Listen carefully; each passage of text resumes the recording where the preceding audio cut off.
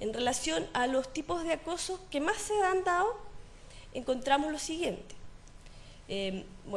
Tenemos al bloqueo social con un 29,3%. El bloqueo social básicamente consiste en bloquear socialmente a la víctima.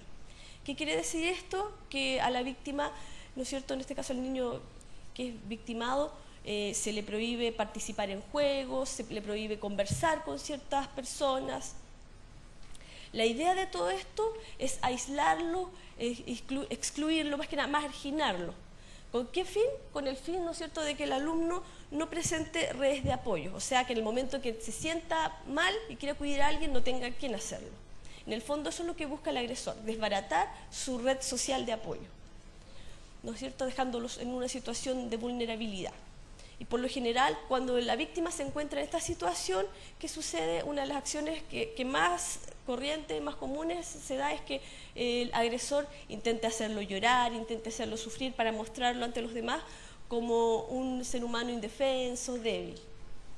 Por lo general, este es el tipo de acoso más violento, porque es el que no deja huella.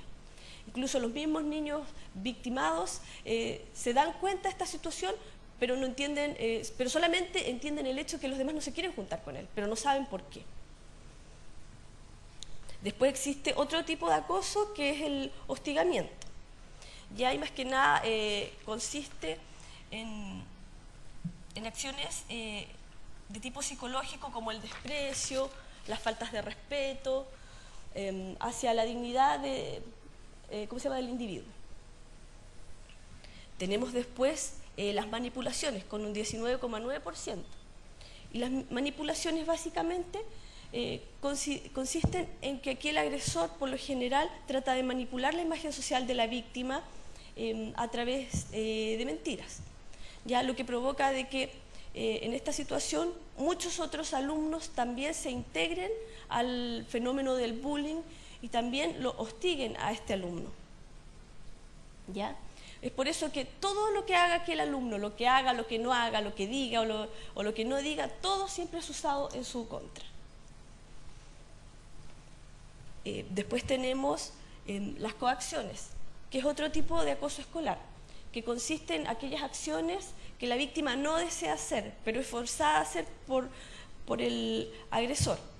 Y por lo general, estas actitudes, estas acciones que está obligado a realizar en contra de su voluntad, siempre se traducen en vejaciones, abusos sexuales que en realidad la víctima debe silenciar por temor a represalias o por temor a que le suceda algo desagradable a alguien de su familia, a sus hermanos especialmente.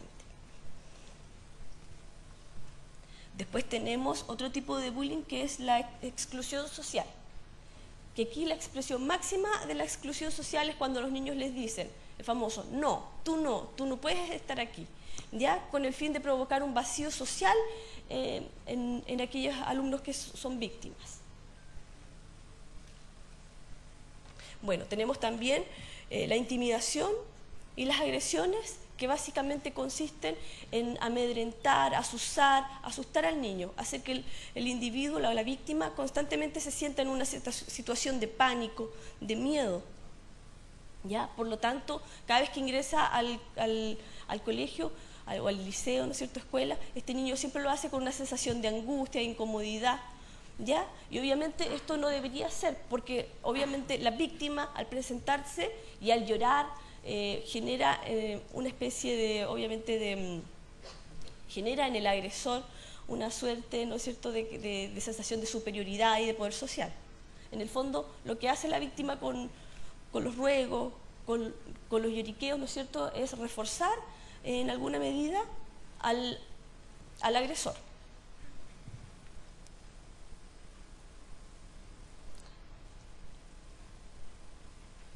Ahora, ustedes saben que con todo esto del momento en que estamos viviendo, la globalización, el desarrollo de la tecnología, existen otros conceptos que se asocian al bullying. Entre ellos, el que más compete en este momento es el ciberbullying, ¿no es cierto?, que se relaciona con utilizar, como les decía yo, plataformas tecnológicas para hostigar a los compañeros. Por ejemplo, Se utiliza mucho lo que son los celulares, las cámaras digitales, ¿qué más puede ser?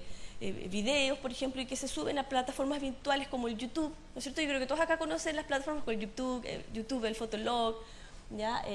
Mensajes por celulares que tienen alto contenido de violencia.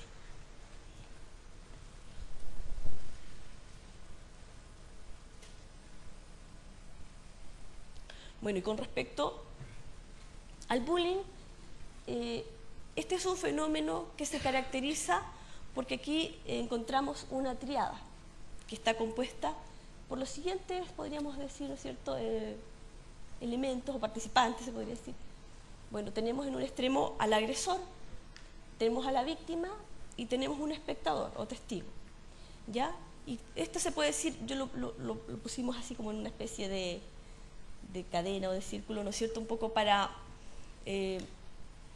sostener que esta es una problemática que se sostiene en el tiempo, perdón, porque se produce un fenómeno que se denomina la ley del silencio, ¿no es cierto? ¿Qué sucede? Que todos estos tres personajes que ustedes ven en esta cadena están en conocimiento de los hechos, pero ninguno se atreve de alguna forma a denunciarlos, provocando lo que se llama que se perpetúe en el tiempo los crímenes y los hechos horrendos, ¿no es cierto?, hacia la víctima en este caso. Es por eso que les voy a definir brevemente a cada uno de los componentes. Tenemos en una primera instancia al agresor, ¿no es cierto?, que es aquel personaje que ejerce el bullying y lo hace para imponer su poder sobre otro, a través de amenazas, de insultos, de agresiones, de vejaciones, ¿no es cierto?, con el objetivo de tener en completo dominio a una víctima, ¿no es cierto?, a lo largo de meses, incluso hasta años. Bueno, por lo general, aunque el acosador escolar no tiene por qué padecer ningún trastorno de personalidad o psicopatía, por lo general sí hay ciertas características, ¿no es cierto?, en su personalidad que lo hacen, ¿no es cierto?, que lo hacen provocar estas acciones. Entre ellas tenemos la ausencia de empatía, ¿no es cierto?, o sea, la incapacidad que tienen estos alumnos de colocarse en el lugar de la otra persona. Por lo tanto, ¿no es cierto?, hostigan, molestan, ¿no es cierto?, porque no son incapaces de ver en el otro el sufrimiento, el dolor. Por otro lado, tienen algún tipo de distorsión cognitiva que se relaciona con un fenómeno en que no son capaces de ver la realidad y tienden a restarse culpas y responsabilidades y tienden, ¿no es cierto?, a echarle la culpa a los demás. Ellos nunca son responsables de nada, sino que siempre son gente que se maneja con un locus externo.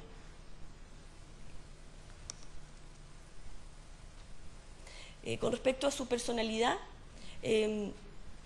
ellos presentan un temperamento que es agresivo, son impulsivos, poseen escasas habilidades sociales, les falta, como les decía, empatía con la víctima, falta de sentimientos de culpabilidad y falta de control de la ira.